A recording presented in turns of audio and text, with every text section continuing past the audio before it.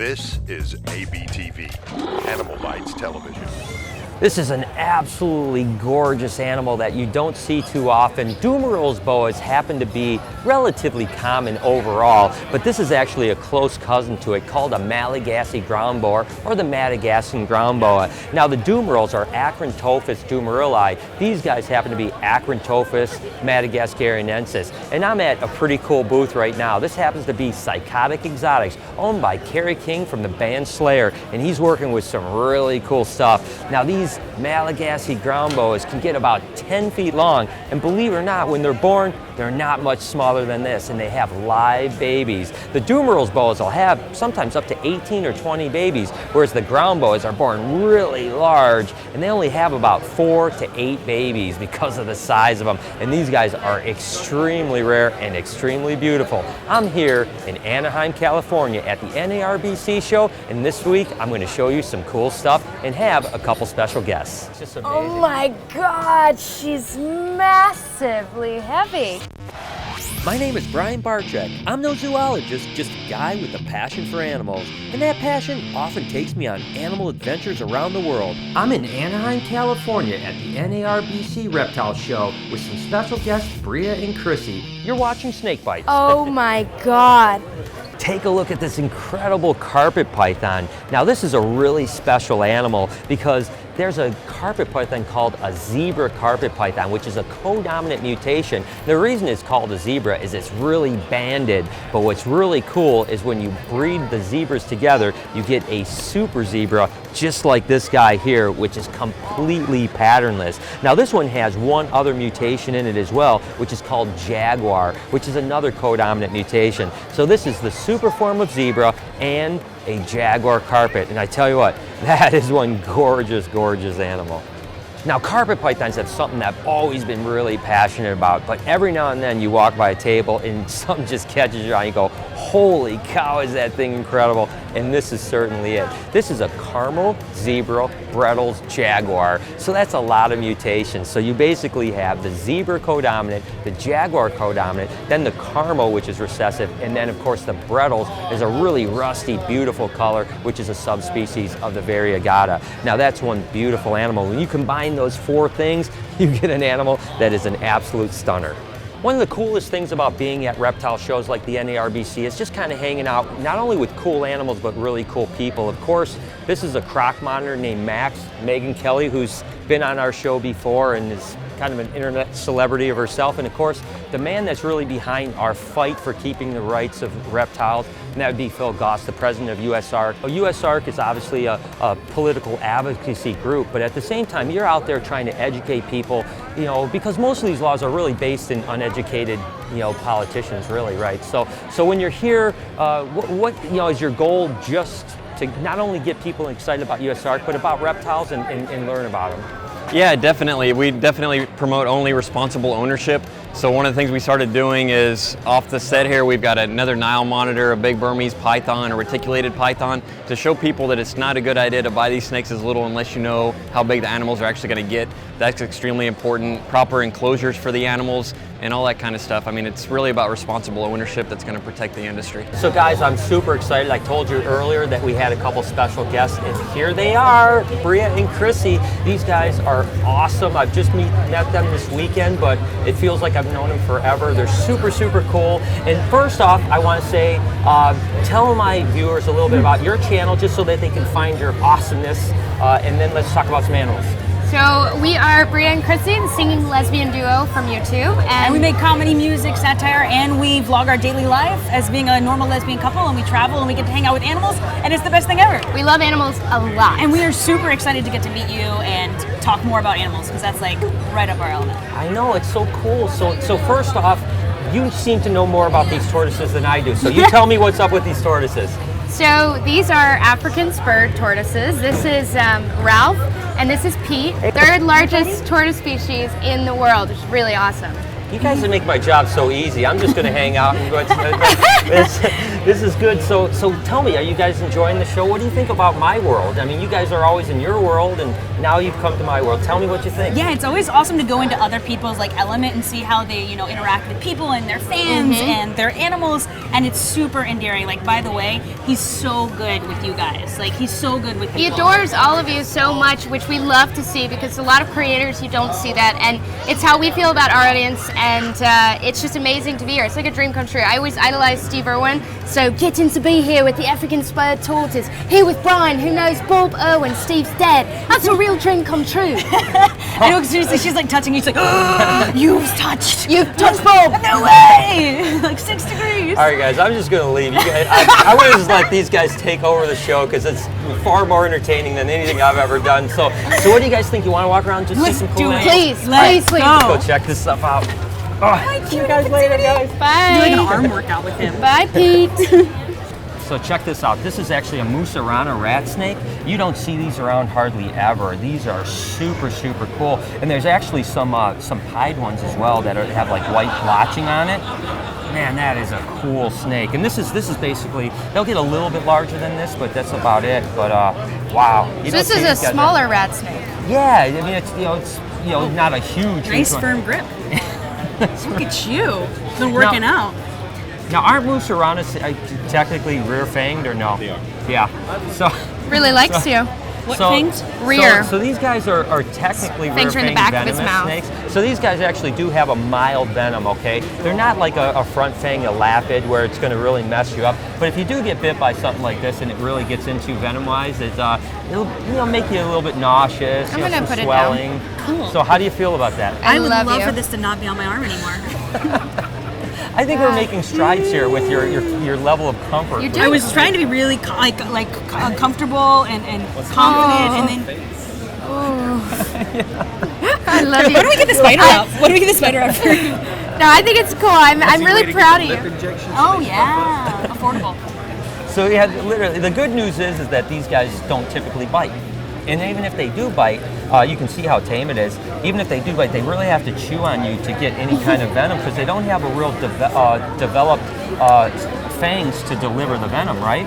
And so they have to actually like chew on you and get that saliva in there. And again, it's a pretty mild venom, but man, Musaranas are absolutely gorgeous. He's pretty. Wow.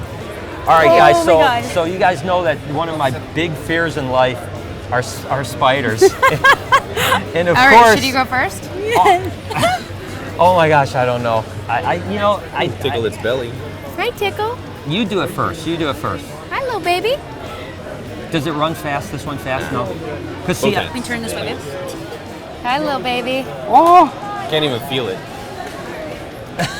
so is this a rose hair or It's a red color form rose hair. red color for hair? So the good news about these guys is that I actually have a Chilean rose hair, and they're usually pretty chill. I mean they're one of the cooler tarantulas in the fact that they don't run. So for me, I'm terrified of bugs. But I've been trying to get over my fear of spiders by owning them, right? And I have gotten way, way better, but if they're fast, it freaks me out. Okay. So if they're really nice and slow like this one, I'm actually usually pretty good about it. But Okay. as soon as it starts running, I'll scream like a little girl, and All right. I'll cry. You ready? I'm ready. Wait a Facing second. your fears here. Every time I hold a new spider, I get so freaked out, man. How do I transfer the All right, spider? wait, hang on a second. Oh my god. You're great. Oh my gosh. There you go. Yeah. There we go. Oh, you're doing great, Brian. Don't talk about it. My Yeah. parents just like this.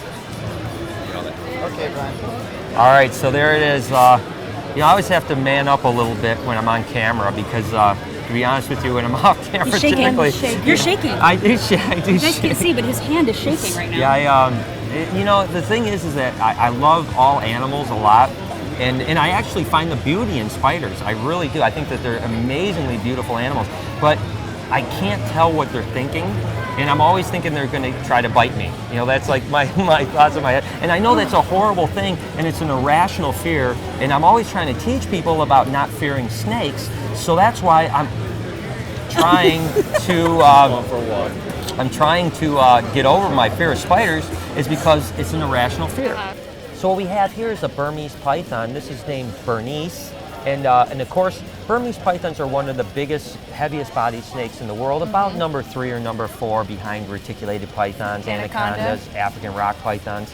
They're right in that kind of range or something like that. And so Bernice is probably, 5 years old, 4 or 5 years old, something like that, 10, 11 foot long. But Not nearly as big as she could get. oh, she's going to get big. I mean, I've had them that have been, 18, 19 foot and, this big around. So the largest Burmese python was actually up in Gurnee, Illinois, and it was named Baby, believe it or not, and it was over 300 pounds. Was that a healthy weight? It actually was probably a little too fat, to be honest with you. And that's one of the things that a lot of people make mistakes with big pythons is that they overfeed them. In the wild, they actually stay pretty lean and mean until they get a little bit of size to them. And so, like, Bernice here is probably the perfect weight for a Burmese python. She's kind of lean and mean, and this is what you want. Now, when she hits about 15 or 16 foot, she will stop growing lengthwise a lot. She'll continue to grow. Snakes grow until they die, but she'll slow down a lot, and she stops growing this way much and starts growing this way a whole lot. Exactly. So still a healthy Burmese python can still be 200, 220 pounds as an adult. Wow. So yeah, but a lot of people have the issue where you feed them because you want to get them big, fun and or then exciting. it does shorten the lifespan a little bit. But I have one that's named Sunshine. That's a little bit bigger than Bernice, but it's an albino, and she is the most wonderful snake in the world. She's around kids all the time, and as you can see with Bernice, I mean, you could do anything to this animal and it's not going to bite. Although with any big snake, you certainly always want to be slightly slightly aware of things, but feel the weight of that animal. It's just amazing. Oh my God, she's massively heavy. She's just one long muscle. Exactly. And that's basically it. I mean, these guys are ribs and muscles. That's What basically a predator. I know. Oh my God, she's stunning, stunning, stunning, stunning. Wow. You want to stand up and put it around? Sure, yeah, no, I'm happy to do that. You gotta get the wanker shot of You gotta get your workout for today. Of course. I tell you what, Chrissy sure was a trooper. That snake was massive, and she was just able to pick it up like nothing. She was certainly in her element during this part of the thing. But wait till later in the show, because she's going to tackle even a larger snake. So this is actually a Uromastic lizard, and these guys, they come from the desert, so they like it hot. I mean, like 120, 130 degrees. And the thing that's really cool about these guys, and here, hold it. It might scratch you up a little bit, but the thing that's cool about these guys is they are vegetarian, so they're going to eat, obviously any types of vegetables, even like, dried peas and stuff like that. And it's really weird because a lizard like this you would think would be a carnivore, really, but it's not. And they're just a truly cool animal. Of course, this little tail here is going to be used so when they wedge down in the cracks in the desert, they wedge that tail in there so that any predators can't get them out. So they have that amazingly cute face. You wanna? His claws are sharp. Oh, is it hurting? Be careful. They're sharp. But do you want to hold him? That's okay. And he's obviously got like fat deposit in his tail to keep him fed. Is that what that is? And of course water, because they're not going to get hardly any water. Put your hand out. All of their I'll hold okay. it. So all their hydration. Hi, buddy. What are you doing? It's so cute. Oh. His belly is so warm too.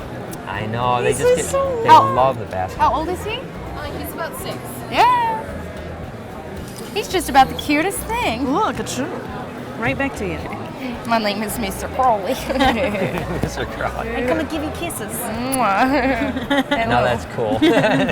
So guys, this is actually what they call a Leachianus. This is the largest gecko in the entire world. And I mean, you can see, is that thing amazing? His or eye what? color is incredible. Y'all can see his eyes.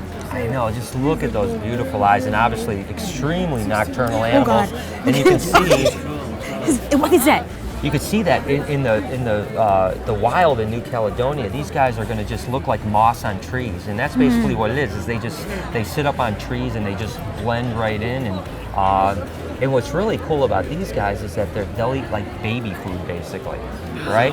So it's like, I mean, what the majority of them, they'll eat actually like the nectar out of flowers. That's basically what they eat in the wild, and they'll have just a couple eggs at a time, and they are just, I think, one of the coolest. I've never most seen anything like that. prehistoric lizards. It's in the so world. stunning. It's Isn't His that so tongue looks stunning. very human-like. I know. And isn't he's it cool? so interested. He seems so curious. Yes. These guys, like I said, they're super uber tame, and they're just. He's so busy. At least feel the feet. You gotta at least feel the feet. Isn't it weird Oh feeling? my gosh, I can feel his muscle. Like he's powerful. He's Isn't holding it- himself up. Oh, I felt his tongue. He licked me. Oh. You guys just got to he's first licking base me. together. I know. Who thought I would have gotten to first base as a New Caledonian Lychee? Hey, anything can happen here, right? Oh my God. I've never seen an eye so pretty, ever. Since we're talking, tell me a little bit about your community and what the messages that you're trying to get across. You know, I'd love to hear about it. You know. I think that our main message is acceptance. You know, just Self-acceptance, self-love.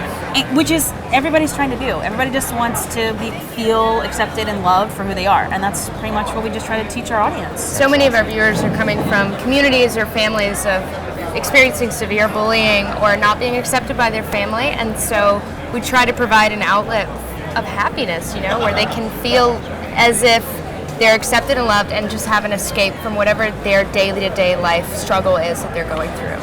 Yeah. Which is what is so great about YouTube in general, whether you're gay, black, white, straight, whatever, is that it allows you a place to connect with people and find, friendships with these YouTubers, which is such a great. Like you said, the connection, because it is a community that I think you oftentimes feel alone, like you're fighting, your own demons and I mean, a lot of people don't know this, but my brother is gay, and so I was raised my whole life with that issue, and I've seen him struggle his whole life with acceptance from my dad and other people, and so I mean, as a matter of fact, oftentimes I post stuff on Facebook and people are like, you're a progressive, aren't you, Brian? Because I'm obviously I lived with it. My brother, I love my brother, so that was one of the reasons why I was great, happy to meet you guys as well, is because it's a really a cause that is very near and dear to my heart as well.